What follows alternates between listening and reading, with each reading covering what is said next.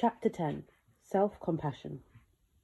It was in the middle of the night when Dobby the house elf appeared in Harry Potter's bedroom at 4 Privet Drive to tell Harry that he was in mortal danger. Passing that information to Harry, however, was forbidden. It was a betrayal of the Malfoys, Dobby's masters, so each time he gave Harry some information, he inflicted pain upon himself. Initially, he bashed his head against a window. In later scenes in the book, he struck himself with objects instead. While few of us bash our heads on windows or hit ourselves with objects when we do something wrong, we do the same kind of thing with words. A lady who attended one of my workshops said that if she called other people by the name she called herself a lot of the time, she'd have a criminal record by now. If self-criticism were an Olympic sport, it would be very difficult to win a medal. So many people are so good at it that there'd be a huge number of contesting the medals. When I was a child, when someone called you names, you'd chant, "Sticks and stones may break my bones, but names will never hurt me." Useful as the saying was in terms of defiance, it was merely an irritant to the person doing the name-calling and did nothing at all to diffuse the pain of being attacked with poisonous words. The truth is, words hurt, and we all know that. Not only do they hurt when someone else uses them against us, they hurt just as much when we use them against ourselves. And the problem is, we do the latter much, much, much more often. Do any of the following sound familiar? I'm such an idiot. I can't believe I said that. I can't believe I did that. I'm such a failure. I'm a screw-up. I'm just no good at that. I'm never going to be good at that. I'm so fat and ugly. I'm disgusted with myself. It's not pleasant, is it? Who wants to listen to that? Would you criticize a child for falling on their first attempts to walk? Would you brand them a failure? I don't think you would. I'll hazard a guess that you allow everyone else to be a child, stumbling, falling, and feeling their way through life as they learn to walk and then run. But criticize yourself for not being able to run on the first attempt. But we're all like children. We all stumble and fall through life. We all screw up. We all make mistakes. And we're all human. Self-compassion acknowledges all this and softly says, it's okay. Self-compassion is an antidote of self-criticism. It's having compassion for yourself. It's taking action to relieve pain and disappointment, sometimes with a few kind words or thoughts about yourself, sometimes with a hot bath, and sometimes even with a tub of ice cream. Self-compassion is soft, contrast to the hardness of self-criticism. If Dobby had showed some self-compassion, he might have said something like, "Harry Potter, I'm not supposed to share my master's secrets. I am a house elf, and it is forbidden to betray my masters, but I believe I'm doing the right thing. You are in danger, and I want to help you. So, even though I've done something technically wrong, I know my heart is in the right place, and I'm not going to be hard on myself." Of course, Dobby wasn't very self-compassionate. He hit his head against the wall instead. I remember when my book, Why Kindness is Good for You, was published, and I was very proud of it because I'd spent many months collating all the evidence I could find that showed that kindness and compassion were healthy. I'd also included 1 or 2 inspirational stories of kindness. My goal with the book was to inspire more people to be kind. I've always believed that kindness can change the world. Now I was getting lots of national newspaper and magazine publicity and radio interviews and was due to appear on a breakfast TV show. I was on a high. Yet, a day after the book was released, the very first review posted on Amazon UK was a 1-star review. It was from a gentleman who I presume hadn't actually read the whole book and had completely misinterpreted it. He said that I encouraged people to be kind purely to make themselves feel good. I wasn't entirely sure how he got that from the book. I could only conclude that he'd read the title and the back cover, then skimmed through a few pages to find evidence to back up his belief. But I was shattered. My face flushed when I read the review. All that work, and now no one would buy the book. Over the next few days, as more and more people purchased and read the book, I was relieved to find it started racking up 5-star reviews. I felt much better as they began appearing. The experience taught me 2 valuable things, though. First, I realised that my feelings of worth were wrapped up in how the book was received. And second, I didn't have self-compassion. It wasn't so much that I was a self-critic, but I had no soft place to land when things went badly. Self-compassion is that soft place. It's the part of us that softly squeezes our own shoulder and tells us kindly that everything is going to be all right. It's not the end of the world, and that whatever happens, we're still here. Self-compassion buffers the pain of disappointment. It stops us from taking everything so personally. It reminds us that it's okay to have a bad day. It's okay to fail, and that we haven't failed anyway just because we don't feel happy, or we haven't been successful, or we're not in a relationship, or we're broke. There's always tomorrow. Self-compassion highlights an important difference between self-love and self-esteem. Most of the time, those terms can be used interchangeably, and I've done so throughout this book. But sometimes, people get their self-esteem from their successes and achievements. Then, when things go wrong, they suffer badly. The self-esteem is like a boat on the ocean, rising and falling with every wave. Self-love is wider than self-esteem. It contains self-compassion, whereas self-esteem does not. When we have true self-love, when disappointment comes, we understand that it's okay. These things happen. We know we aren't a failure. It's just that something hasn't turned out quite right. We understand that we need support, kindness, and compassion, and that we're entitled to it. So we offer ourselves support and kindness. We even seek some extra in the arms of a loved one or a friend. But we're doing so because we know that we deserve it. We are enough. With self-compassion, disappointment is not nearly so painful. Self-compassion also helps us to extract our worth from our successes and achievements, reinforcing that we are enough. And when we're striving for a goal, it stops us judging ourselves as not enough, right up until we achieve that goal. All this, and it's healthy too. From research into self-compassion, it's now clear that it is a triple anti-inflammatory. This means it reduces 3 kinds of inflammation. 1, biological inflammation. 2, inflammation towards the self, self-criticism. And 3, inflammation in relationships. A 2014 study checked out the connection between self-compassion and self-induced inflammation. That sounded like a mouthful, didn't it? Before we go any further, I want to point out that inflammation isn't necessarily a bad guy. It's actually a vital part of the immune response to injury. It's most obvious in the redness and swelling that occurs around the site of a wound. This helps draw blood, oxygen, and repair nutrients to the wounded site, aiding the healing process. It occurs on the inside of the body too, as the body tends to the wounds of stress and unhealthy lifestyle choices. Again, it's simply doing its job of helping the body to return to health. The problem arises when there's too much inflammation occurring, too much of the time, which is a symptom of consistent stress and unhealthy living. And in time, if we lack a way of dealing with our daily stresses, frustrations, and annoyances, stress-induced inflammation mounts up and can cause all kinds of collateral damage in the body, including cardiovascular disease, and even increase the risk of cancer. Inflammation like this can be thought of like a tap dripping water into a sink with a plug in it. Eventually, the sink fills up and the sink overspills, causing collateral damage to the floor. To measure self-compassion in the study, participants responded with "I agree" or "I disagree" to a series of statements.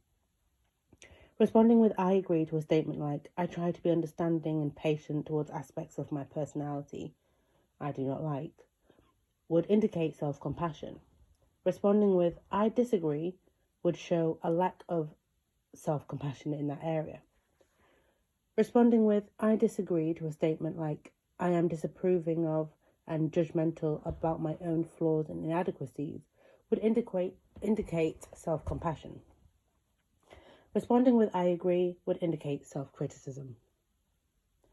The study which involved 41 volunteers, found that those who had more self-compassion had a lower of self-induced inflammation. Their bloodstreams were clearer of inflammation. Thinking about what that means, self-compassion protects biology, as well as being protective against the stress-induced inflammation. It's now understood to be protective against the diseases linked to it, and these include cardiovascular diseases, cancer, arthritis, diabetes, and even Alzheimer's disease. Think of it as akin to putting a high-quality rubber seal on the tap so it stops dripping, and at the same time pulling the plug out of the sink. In a 2009 study, researchers actually taught people self-compassion as part of a compassion program to study the effects of compassion on inflammation. They enrolled 33 people between the ages of 17 and 19 into a 6-week training program, part of which involved learning strategies of being more self-compassionate and practicing the love-kindness meditation. This is a Buddhist meditation, which we'll look at more closely later. The volunteers were compared to 28 people in the same age group who didn't learn self-compassion, but who attended health group discussions for the same time period instead. This was the control group. After the 6-week period was over, the volunteers were all given a task that was designed to stress them so that the scientists could measure stress-induced inflammation. The task is known as TSST, Trier Social Stressor Test. The people who had learned self-compassion had much lower levels of inflammation than those in the control group. The amount of practice also mattered.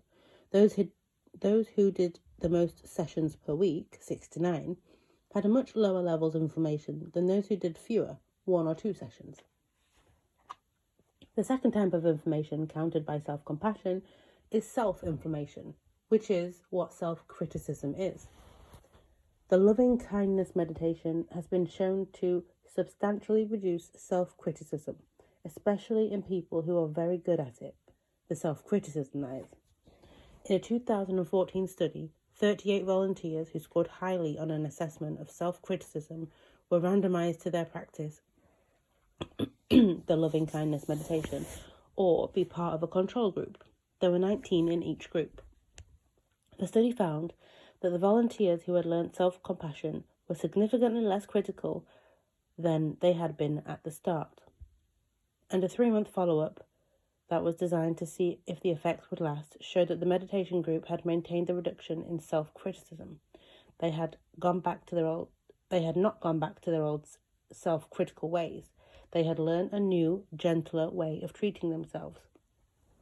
Another study involved 139 people who found that a 7-week course in loving-kindness meditation increased daily experiences of positive emotions, including joy, gratitude, contentment, hope, pride, interest, amusement, and awe.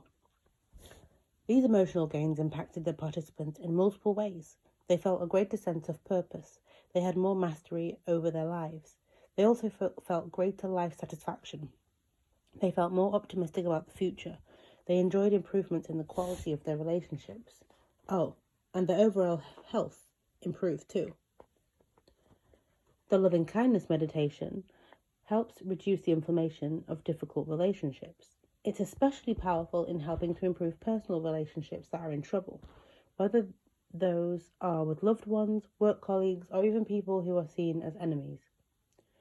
During the meditation, we cultivate a sense of love and compassion towards the person or people who are challenging us. When we do this, feelings of hostility are gradually replaced by gentleness.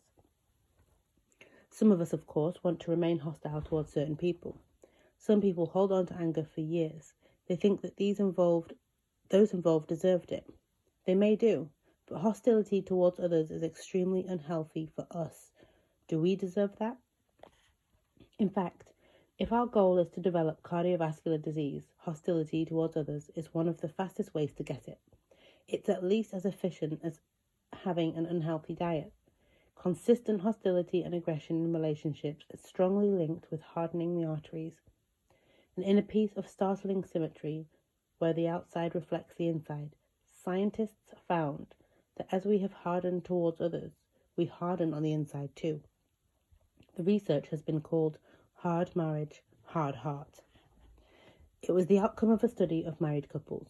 Their behaviour and ways of communicating with each other were noted, and each couple's were scored according to whether they showed love, kindness, compassion, patience, and affection, or whether they showed hostility and aggression, and were domineering and bullying. The results were very clear.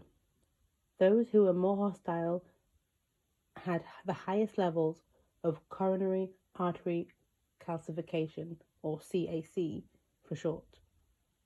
It's where the coronary artery moves from having the internal consistency of a lightly poached egg to something resembling plasterboard. The arterial damage was not caused by diet or lifestyle, it was caused by hostility and aggression.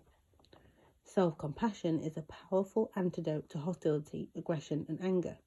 The loving-kindness meditation is especially effective because, as well as cultivating compassion for ourselves, it cultivates empathy and compassion for others.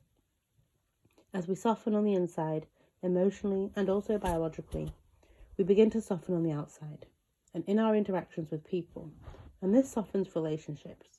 It also helps foster a sense of trust and connection with people that we don't know very well, even total strangers. It helps build social connectedness. This was the finding of a Stanford University study where 45 volunteers practiced the loving-kindness meditation, even just briefly for a few minutes a day. They were compared with 48 volunteers in a control group who didn't do the meditation. The version of the meditation was simple. Each person would imagine two loved ones standing on either side of them as they would send their love to them. Some people imagined sending love as a pink ball of light. Others just wished them love, health, and happiness. Others used words. Any way proved as good as any other. Then they would imagine sending those loving, compassionate feelings to a neutral stranger. Even a brief meditation practice helped the volunteers to feel more connected to loved ones and complete strangers. When it comes to getting on in the world, forming relationships is key, and the key to forming relationships is letting our barriers down and allowing connections to happen. As you know, that occurs through having courage to be ourselves and not hide our vulnerabilities. It also occurs through self-compassion. With practice, the loving-kindness meditation helps build trust and compassion at an automatic level. In other words, we don't even have to think about it. The star of the show is how compassion, whether ourselves or to another person, reduces inflammation in the vagus nerve. This nerve is the longest cranial nerve in the body, stretching from the top of the brain stem throughout the body. It gets its name from the medieval Latin for wandering. As it's so long, it pretty much wanders all through the body, interfacing with the heart, the stomach, and other organs. Compassion and the vagus nerve work closely together. Scientists say they are correlated in that a person who is very compassionate usually has high vagal tone, akin to muscle tone. High vagal tone is healthy because it means that even when we give the vagus nerve a lot of work to do, it can still keep inflammation low. Just as the person who is physically fit can handle more physical exertion than people who are not in such a good condition. The vagus nerve is the body's number one way of controlling inflammation. Following injury, inflammation rises to the optimum required for healing. Once at that level, the vagus nerve puts the brakes on it and ensures it doesn't get out of hand. It keeps inflammation at bay on the inside of the body as well. It works through sending signals to the immune system cells and right through to the DNA. The signal tells certain inflammatory genes to switch off. In a very real way, the effects of self-compassion run throughout the nervous system, right to the genetic level. How amazing is that? Given that one of the major pain management strategies in the world is the use of anti-inflammatory drugs, it also explains why research shows that practicing the loving-kindness meditation can reduce pain in chronic pain sufferers. When inflammation is turned down at the genetic level, pain lessens. In one study, 43 chronic back pain volunteers either participated in an 8-week course in the loving-kindness meditation or received standard care for their back pain. At the end of the study, the volunteers who did the meditation had significantly less pain. Also, concerning back pain, a study conducted at Boston College showed that their patients suffering from chronic back pain benefited from helping other pain sufferers. It was called patient to peer, and the intensity of pain significantly dropped in the sufferers who helped other sufferers. Wouldn't you like to learn some strategies for developing some self-compassion? Self-compassion strategy 1. Swap thought. One of the ways we can learn self-compassion is through training ourselves to think differently. Inner harshness is a habit, and just like any habit, it can be changed with a bit of practice. And I say practice because, like anything, to get good at something, we need to practice it. No one ever became an Olympic medalist after going out for one jog, just once. If we practice self-compassion, we'll get good at self-compassion. So let's get started. One of the simplest strategies for developing self-compassion is to swap a self-defeating thought for a gentle one. This exercise is about making a stock of gentle thoughts to draw from. Make a list of some of the ways you've shown kindness and compassion to someone, or when you've shown patience and gentleness. Make a list of your positive attributes, your skills, and your achievements. Make a third list, this time of instances when you've coped with a difficult challenge or when you've shown courage. And then make a fourth list of some of your happiest memories.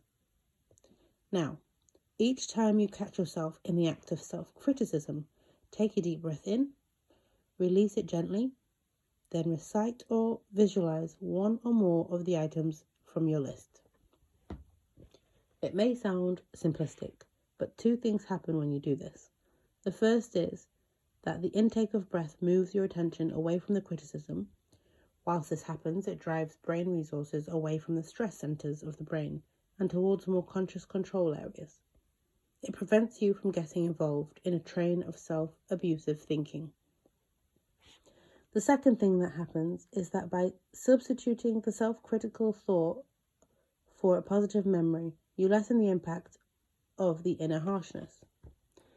The skill is in being able to catch yourself in the throes of being harsh on yourself and substituting those thoughts for one or more of the items from your lists. But, as I said, you will improve with practice.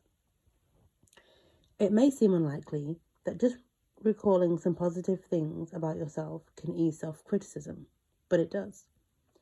If you're really good at self-criticism, you got there through practice too. You're basically just learning to change what you're practicing. After some time, you will rewire your brain networks. If normal for you has been self-criticism, normal will become patience, understanding, and self-compassion instead. I've explained the neuroscience of this for a reason.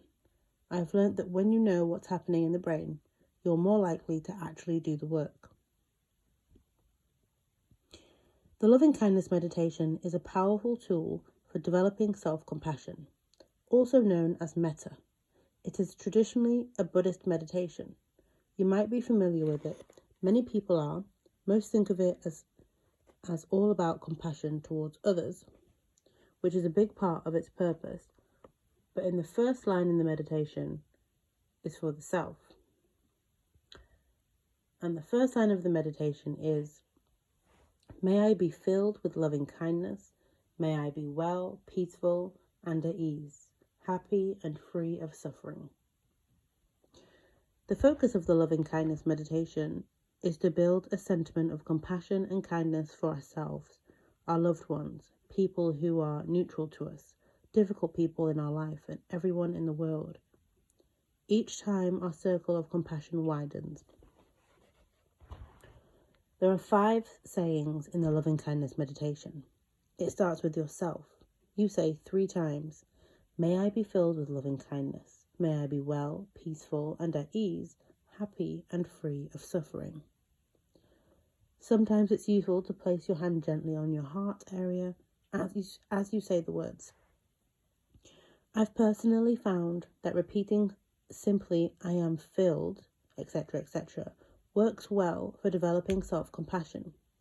There's no definite rule that says you need to use may I. Just do the version that feels better for you. Have a play around with both versions and see which suits you better. Next, you build the sentiment toward a loved one, repeating again 3 times. May whoever be filled with loving kindness.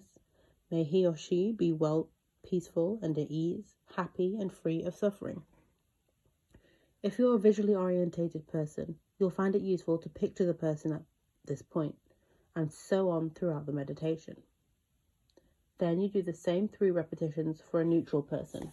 That's someone you see around but don't really know. Maybe you passed them in the corridor at work, and maybe it's a person who scans your shopping for you at the supermarket. Then, it's a difficult person. This might even be a loved one. Some people use the same person as their loved one and their difficult person.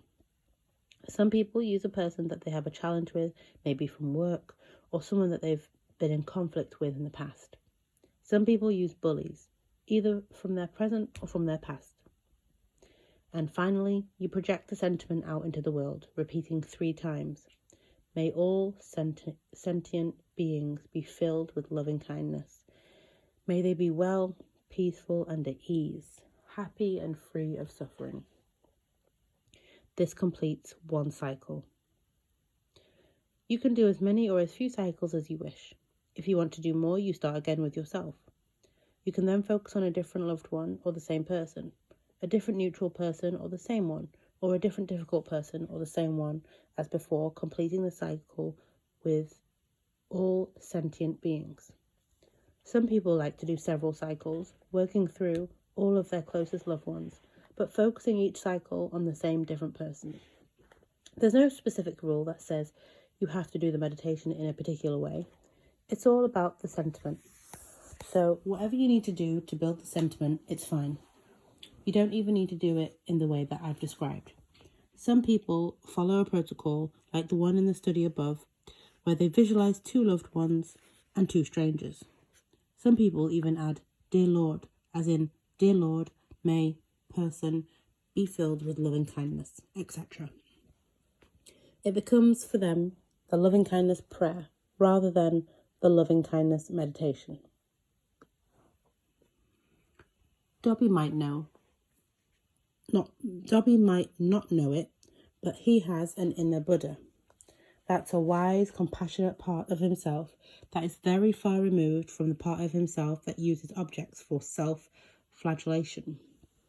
When Dobby is punishing himself, the dominant voice inside his head is a self-critic. But there's also a part of Dobby who feels criticised. All in all, these 3 parts, the critic, the criticised, and the Buddha. It's the same for all of us.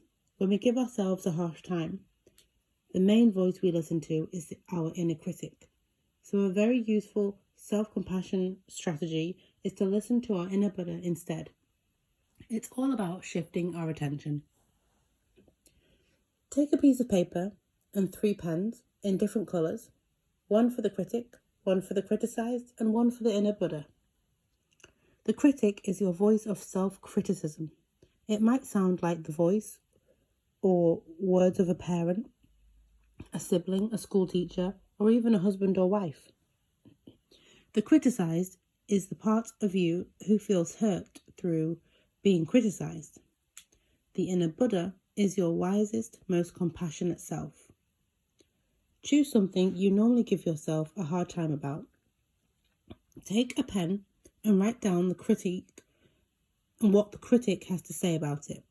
Write the words as you usually hear them. You can write harsh words in capital letters if that makes them feel more real for you. Then pick up a different coloured pen and write as the criticised. Say how you feel about being criticised. Does it hurt? Then say that. You might explain what you're trying to do and say that criticism doesn't help at all, and in fact it only holds you back. Saying anything that you want to say. Be truthful. Allow the critic to respond if you feel it needs to be responded to. You can switch back and forth as many times as you like between the critique and the criticised, just as you would in a conversation between two people. There's no hurry to complete the exercise in 7 minutes or something. If it takes 3 hours, then it takes 3 hours. Whenever you feel like the time is right, pick up a third coloured pen and allow your inner Buddha to have a say. As the kindest, gentlest, most loving and compassionate aspect of your soul, what would it say? How would it say it? Would you address it, the critic, or both? Would it address you, the Buddha? When the inner Buddha has spoken, allow either the critic or criticized to respond if necessary. Again, you can go on and on in a dialogue for as long as you like. Continue until you feel that everything has been said. Make sure, though, that the inner Buddha gets the last word. When the dialogue is complete, an addition to the exercise is, if you want to do, is to write a letter to yourself from your inner Buddha. It can be as long or as short as you wish. Then post the letter. This will allow you to be reminded of the wisdom in a day or two when the letter arrives in the post. Remember the power pose from earlier. Power posing shows that thoughts, feelings, brain chemistry and behaviour are all affected by what we do with our body. More broadly speaking, any body posture does the same. So why not strike a compassionate pose? I found that if you strike a compassionate pose, you can tilt your thoughts, feelings, brain chemistry and behaviour towards self-compassion. You can also extend your pose to a compassion for others pose.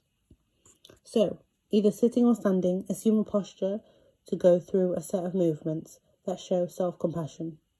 You might, for instance, relax your facial muscles, soften your eyes and break into a soft, kind smile. You can practice this in front of a mirror if you find it easier. You might find that you want to place your hands on your heart and give yourself a squeeze or even a hug. Hold the pose for 2 minutes, just as you would a power pose. Practicing this regularly is an excellent way of using this powerful trick of neuroscience to train yourself to feel compassion for yourself and compassion for others.